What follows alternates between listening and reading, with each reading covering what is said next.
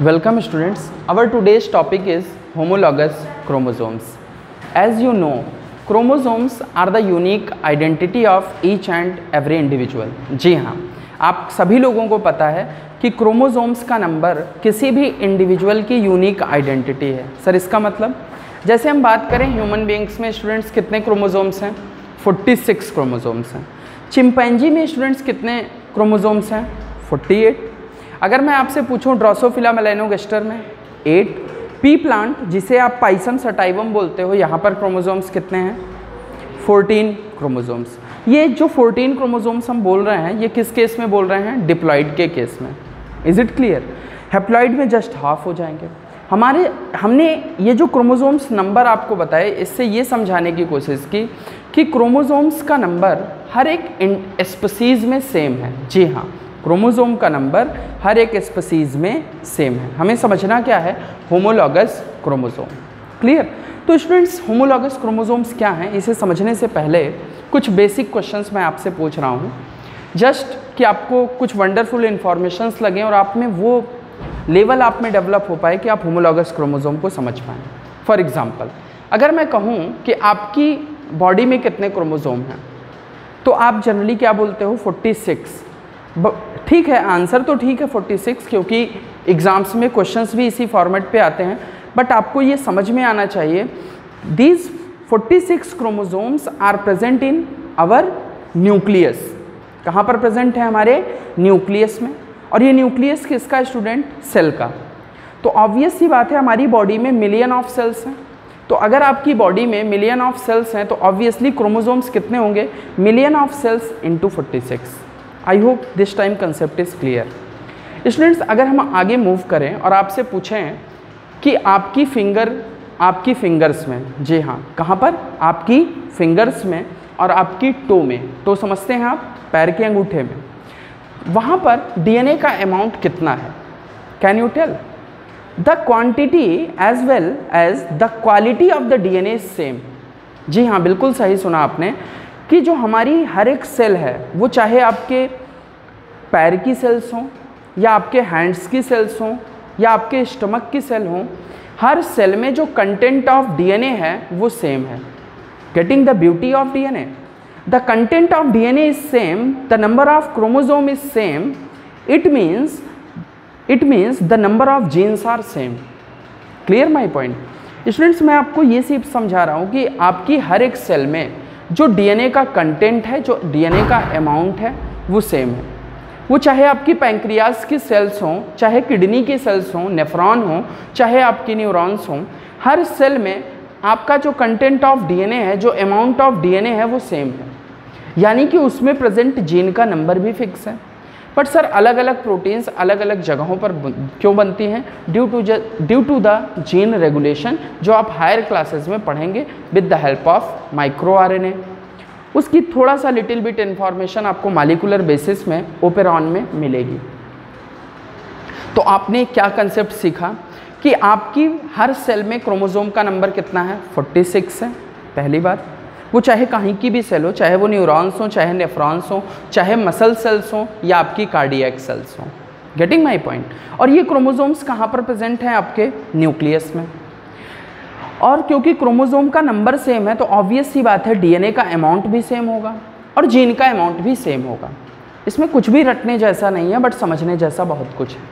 तो अगर हमसे कोई बोले होमोलॉगस क्रोमोसोम्स क्या हैं, तो होमोलॉगस क्रोमोसोम्स ऐसे क्रोमोसोम्स हैं which are similar in their structure, shape, position of centromere and their staining pattern and as well as in their number of genes or the loci। तो अगर आपसे कोई पूछे कि होमोलॉगस क्रोमोसोम्स क्या हैं, तो आप एग्जैक्टली बता पाएंगे जो मार्फोलॉजिकली और जेनेटिकली सिमिलर हों। क्लियर? और ये हमेशा साइनेप्सिस करेंगे ड्यूरिंग द क्रॉसिंग ओवर। ये सारी चीज़ें क्या हैं मैं अभी आपको डिटेल में समझाऊंगा। स्टूडेंट्स, अब यहाँ पर क्वेश्चन मार्क आता है, सर होमोलॉगस और नॉन होमोलॉगस क्रोमोसोम्स हमारे समझ में नहीं आते हैं कि ये होमोलॉगस क्या है ना नॉन होमोलॉगस क्या है। तो अभी वीडियो की क्लास की स्टार्टिंग में ही आपको मैं अगर कहूँ होमोलॉगस क्रोमोसोम्स आपकी बॉडी में क्या कितने हैं, तो आप बोलते हो 22 ऑटोसोम्स हैं। इसका मतलब ऐसा नहीं कि 22 pair of chromosome he autosomes है। इसका मतलब ये है कि 1 से लेकर के 22 तक जितने भी क्रोमोसोम्स हैं वो सारे के सारे कैसे हैं, होमोलॉगस हैं। क्लियर। और जो नॉन होमोलॉगस क्रोमोसोम्स हैं वो कौन से हैं हमारे, एक्स और Y chromosomes in the mail.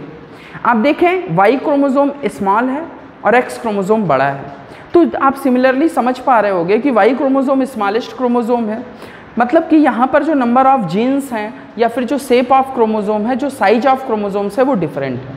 किस केस में, नॉन होमोलॉगस के केस में। तो अभी अगर होमोलॉगस क्रोमोसोम्स की बात करें तो आप क्या बोलोगे, homologous chromosomes are those chromosomes ऐसे chromosomes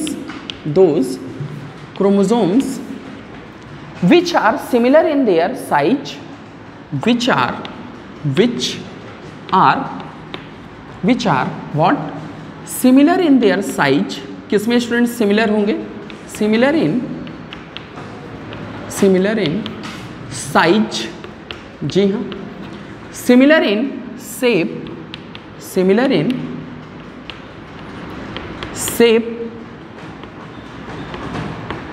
clear, similar in staining, similar in number of genes, as well as position of genes on a chromosome is called locus। आप सभी लोगों को पता है position of gene on a chromosome is called locus, और इस locus का plural क्या है, लोसाई।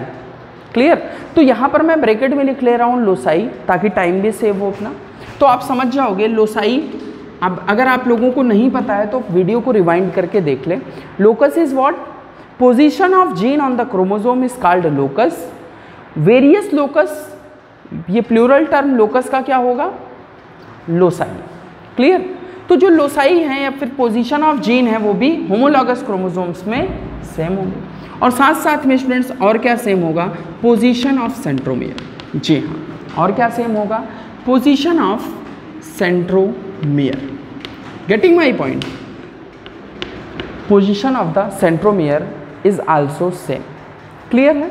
तो आपने समझा, जैसे कि अगर हम बात करें ड्यूरिंग द जाइगोट फॉर्मेशन, जब आपका डेवलपमेंट हुआ तो आपके फादर ने, आपके मदर ने आपको क्या दिया, ऑब्वियसली स्पर्म दिया, और मदर ने क्या दिया, ओवम दिया।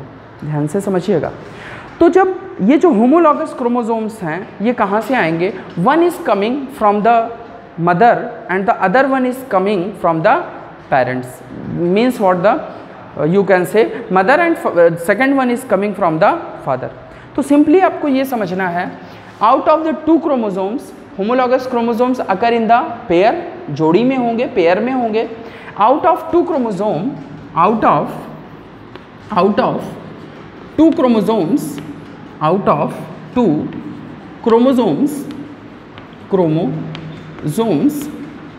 One chromosome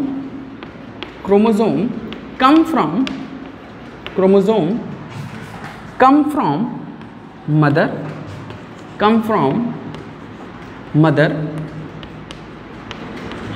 and other chromosome will come from the father, and other chromosome समझ जाएंगे आप लोग, chromosome will come from father। कहाँ से आएगा स्टूडेंट्स, फादर से, come from father। Is it clear? These are the properties of the homologous chromosomes। Sir example के through बताएं।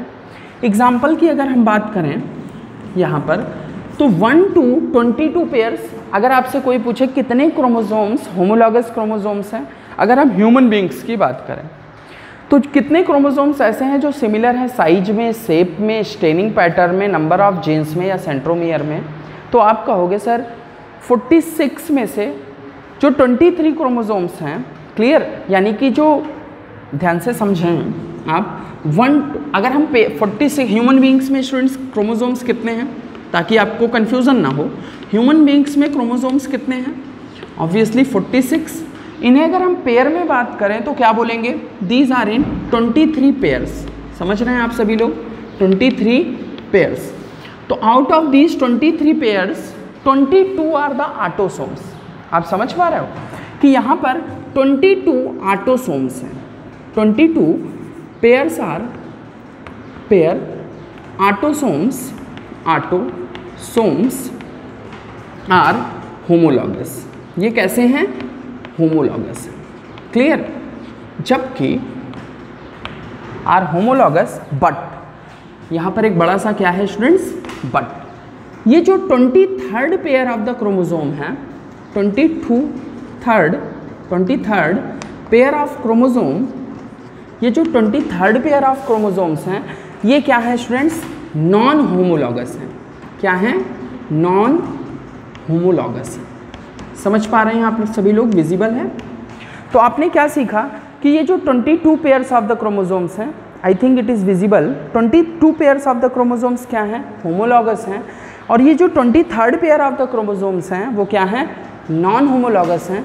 यही 23rd pair of the chromosomes, यानी कि यहाँ पर हम किसकी बात कर रहे हैं? एक्स वाई की। किसकी बात कर रहे हैं? एक्स वाई क्रोमोसोम की।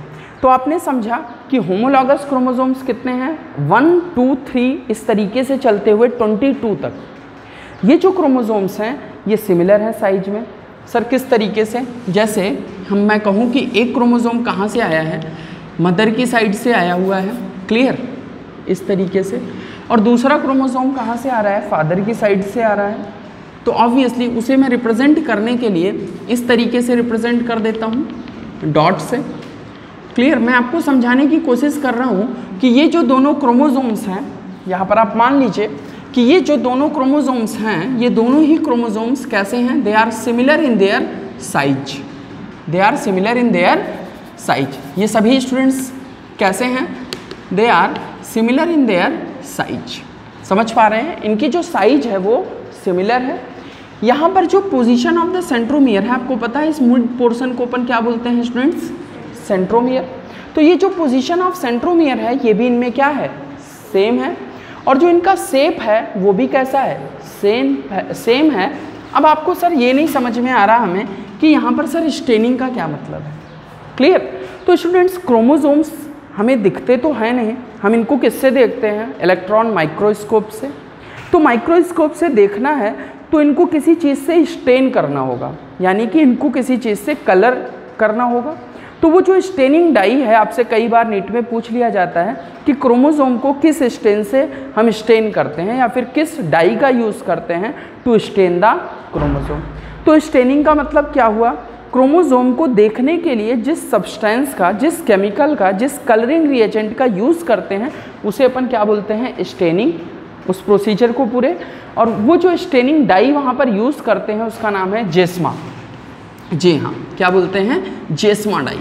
आप लोग याद रख पाएंगे।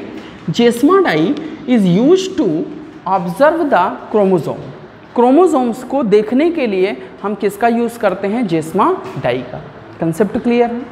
तो होमोलॉगस क्रोमोसोम्स क्या हैं? जो सिमिलर हैं किसमें?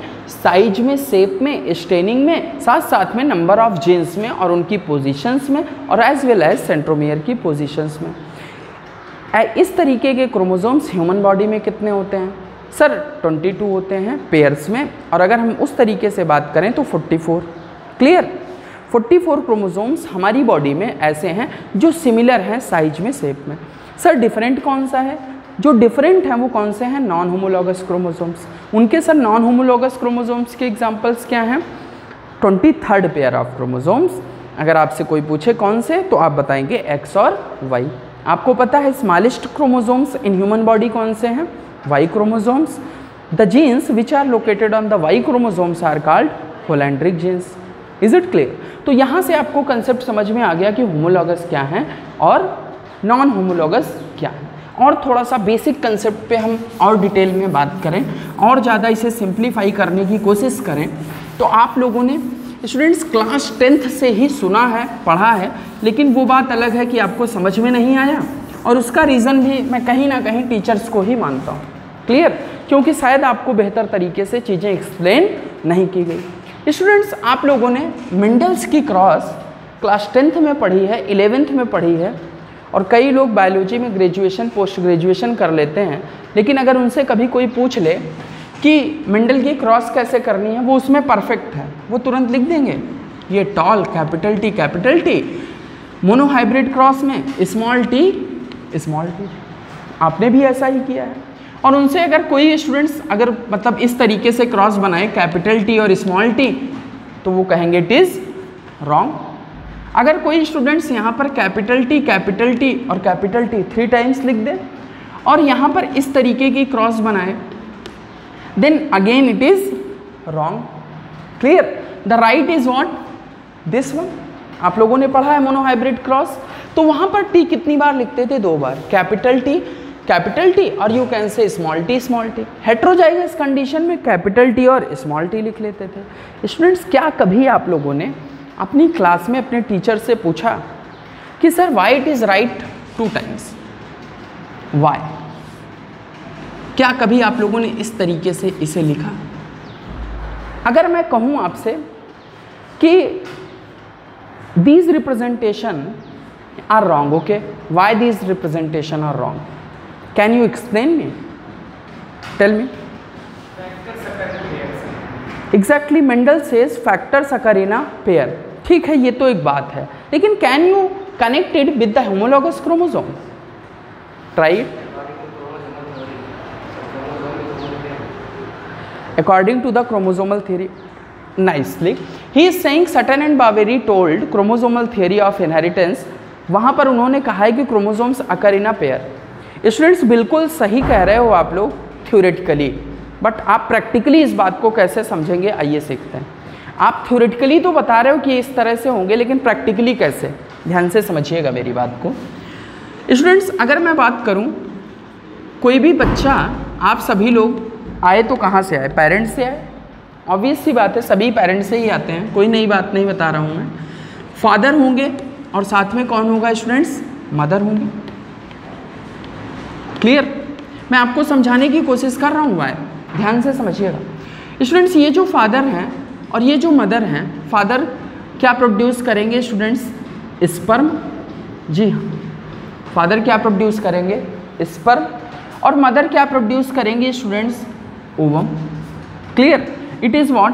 Sperm and it is what? Ovum. ये बातें सभी को पता है। ये स्टूडेंट्स स्पर्म और ओवम क्या है? गैमीट है। तो आप कभी भी मेंडल की क्रॉस बनाते हो तो क्या लिखते हो? पेरेंट्स के बाद गैमेट्स बनाते हो। तो these are what? These are the gamete. These are what? Gamete. आपने इस तरीके से कभी मेंडल को नहीं सोचा है। क्लियर? प्रैक्टिकली मैं आपको समझाने की कोशिश कर रहा हूँ why they are written in doublet, why this singlet and triplet is wrong. Try to understand it. When, अच्छा students, how many chromosomes are found in the father? 46. How many chromosomes are found in the mother? 46. Students, अगर mother में 46 हैं, obviously father में 46 और mother में 46 हैं, इस case में जो स्पर्म है यहाँ पर भी अगर 46 क्रोमोसोम हो, आपको पता है, आपने क्लास 10th में पढ़ा है ह्यूमन रिप्रोडक्शन, आपको पता है the fusion of male and female gamete is called fertilisation. ये स्पर्म और ओवम आपस में फ्यूज होंगे, देन ये किस चीज़ का फॉर्मेशन करेंगे स्टूडेंट्स? एक जाइगोट का। किसका फॉर्मेशन करेंगे? जाइगोट का। It is what? जाइगोट। और स्टूडेंट्स, ये जो जाइगोट है, इससे ही फिर आगे चल के एक होल ऑर्गेनिज्म डेवलप हो जाएगा। आप लोगों को पता है? क्लियर? ये हमारी जर्नी है, हम किस तरीके से आए। क्लियर? आप ध्यान से समझिएगा मेरी बात को। यहाँ पर स्टूडेंट्स, अगर हम नॉर्मली सोचें, फादर में 46 क्रोमोसोम आते अगर स्पर्म में, और मदर के ओवम में भी 46 आते, तो जाइगोट में कितने हो जाते? 96। तो इसका मतलब ये ह्यूमन बीइंग्स नहीं होता, कुछ और ही होता। क्लियर? क्योंकि आपको पता है chromosomes are the unique identity of species, कोई नई स्पीसीज बन जाती।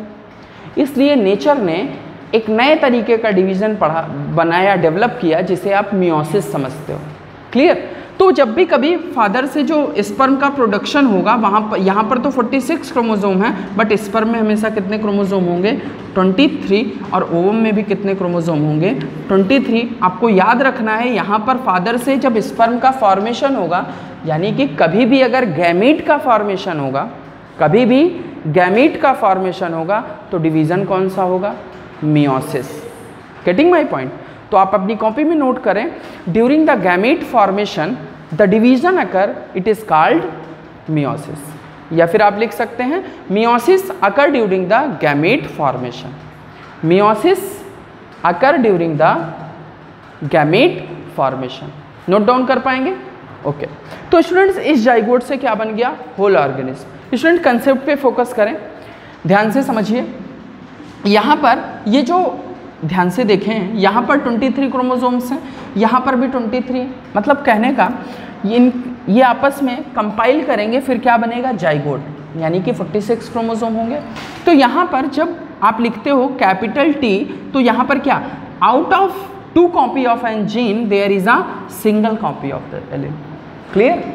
कि यहाँ पर एक सिंगल फॉर्म में कॉपी प्रेजेंट होगी। जैसे कि अब इसी बात को मैं आपको क्रोमोसोम्स के फॉर्म में अगर समझाऊँ, तो फादर के साइड से जो क्रोमोसोम आ रहा होगा वो कुछ इस तरीके का होगा, suppose. Clear? This is a chromosome from the father. इसे मैं डॉट से आपको अलग तरीके से दिखाने के लिए बना दे रहा हूँ, आप ये समझ पा रहे होंगे। ये भी कहाँ का क्रोमोसोम है स्टूडेंट्स? मदर के साइड का। This is a chromosome from the mother's. ये जो क्रोमोसोम्स हैं स्टूडेंट्स, इनकी जो शेप, इनका जो साइज है वो कैसा है? सिमिलर है। देख पा रहे होंगे दोनों का साइज भी कैसा है? सिमिलर है। दोनों का शेप भी सिमिलर है। दोनों ही कैसे हैं? होमोलॉगस। दोनों ही कैसे हैं? होमोलॉगस हैं। और यहाँ पर पोजीशन ऑफ सेंट्रोमियर भी सेम। क्लियर? यहाँ पर जो नंबर ऑफ जीन्स हैं वो भी सेम है। सर नंबर ऑफ जीन्स कहने का मतलब, ध्यान से समझिएगा। सपोज यहाँ पर टॉल कैरेक्टर की जीन प्रेजेंट है। आपको पता है height of the plant, height क्या है स्टूडेंट्स? एक कैरेक्टर है। हाइट क्या है? Height is a character. पता है सभी लोगों को, मेंडल की क्लास में आप लोगों ने समझा था। Height is a character. और हाइट के 2 ऑप्शंस हैं, टॉल और डॉर्फ। टॉल और डॉर्फ। ये टॉल और डॉर्फ स्टूडेंट क्या है? These are the traits.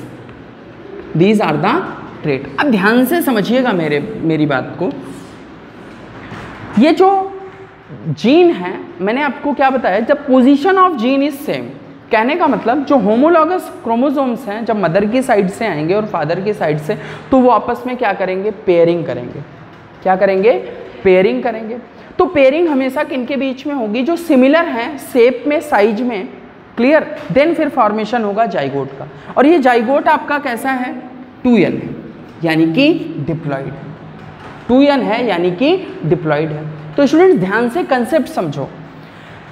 ये जो हाइट ऑफ द जीन है, हाइट की जो प्लांट की हाइट की या ह्यूमन बीइंग्स के हाइट की जो जीन है, वो मदर में और फादर में सेम पोजीशन पर प्रेजेंट होगी। Clear? Position is same. But ये पॉसिबिलिटी हो सकती है कि यहाँ पर डोमिनेंट एलील हो, या फिर ये भी हो सकता है कि यहाँ पर रिसेसिव एलील हो। क्लियर? लेकिन ये कभी नहीं होगा कि यहाँ पर आई के कलर की या हेयर की लेंथ की इनकी जीन्स प्रेजेंट हो। बात समझ पा रहे हो? तो यहाँ पर आपने सीखा कि यहाँ पर जो एलील्स हैं वो कैसी हैं आपकी? Capital T। क्लियर? अब अगर हम बात करें राउंड और रिंकल्ड की, किसकी बात करें? राउंड और रिंकल्ड की, क्योंकि वही आपने पढ़ा है सीड के शेप्स में।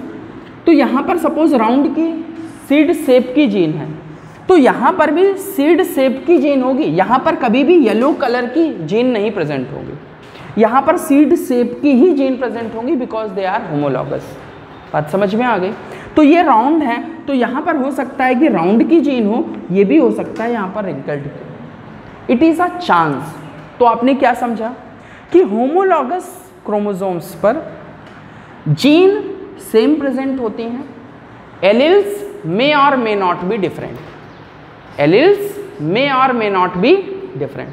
I think concept is clear. In the homologous chromosome. Sir non homologous में क्या होगा? स्टूडेंट्स नॉन होमोलॉगस में तो जीन ही कम होंगी। वाई क्रोमोसोम में आपको पता है अप्रॉक्स 200 जीन्स प्रेजेंट हैं।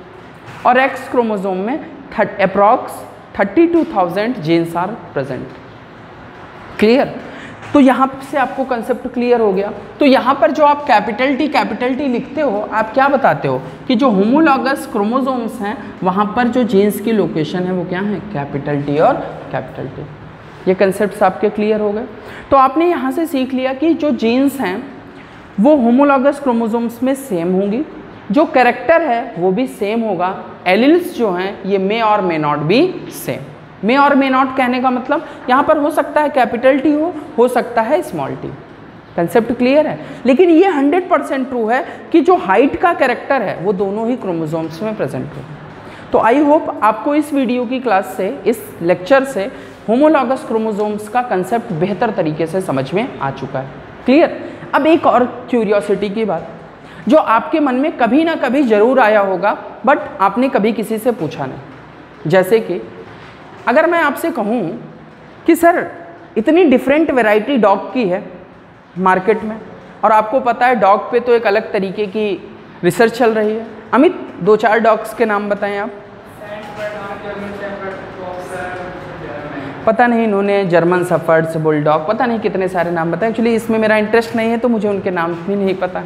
तो मैं आपको सिखाना ये चाह रहा हूँ कि जो different variety of the dogs है, क्या ऐसा पॉसिबल है कि डॉग और कैट के बीच में क्रॉस करा के एक special variety of catty doggy या फिर डॉगी कैटी की कोई वैरायटी निकाल दी जाए? Why is is not? Because there is no pairing between their homologous chromosome. क्यों नहीं हो सकता? Because there is no pairing between their homologous chromosomes, क्योंकि वहाँ पर जो जीन्स प्रेजेंट हैं, उनके जो क्रोमोसोम्स प्रेजेंट हैं, उनकी पोजीशन डिफरेंट है। क्लियर? तो जो नई वैरायटी कैट और डॉग की क्रॉस से हम कोई नई वैरायटी इन दोनों के बीच की नहीं निकाल पा रहे हैं, उसका रीज़न क्या है?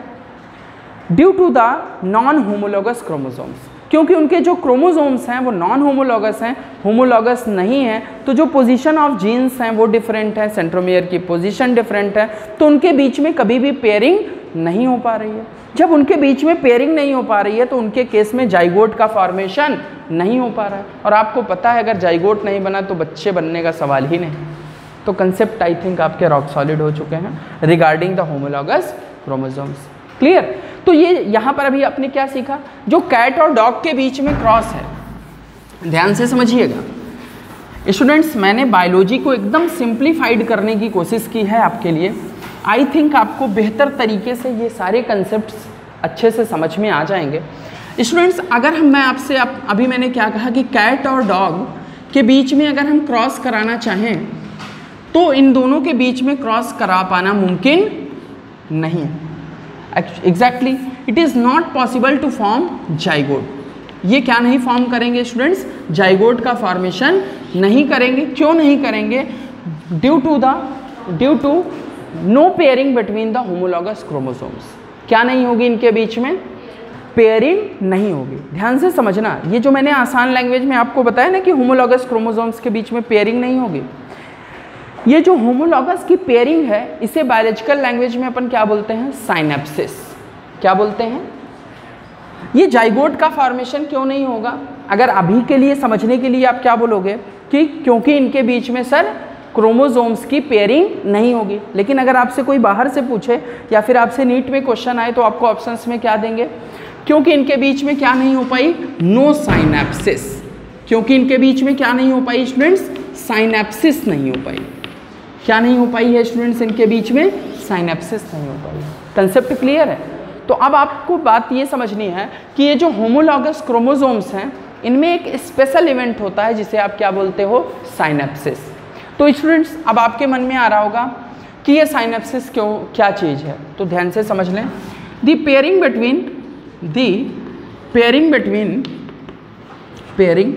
Between two homologous chromosomes between two homologous chromosome during meiosis